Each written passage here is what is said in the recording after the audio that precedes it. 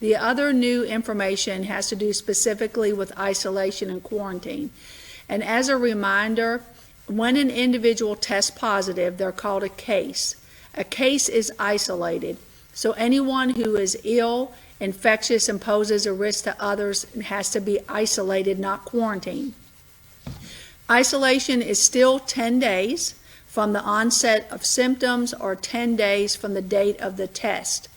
However, over time, we've reduced the number of days that a person has to be symptom-free, so that if a person had mild symptoms or no symptoms, they can return to work or school after 10 days of isolation if they are fever-free or symptom-free for 24 hours. So very much like the flu at this point, 24 hours fever-free without medication and 10 days isolation.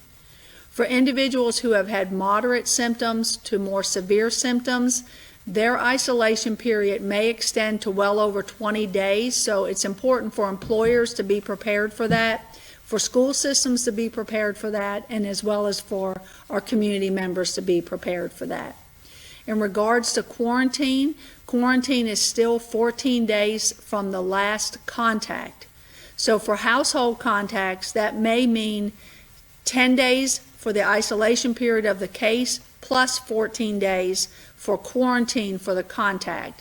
And that's critical when we think about children in school. Some children may need to be excluded from school for up to 24 days total, depending on who they were exposed to in the household that was an original case.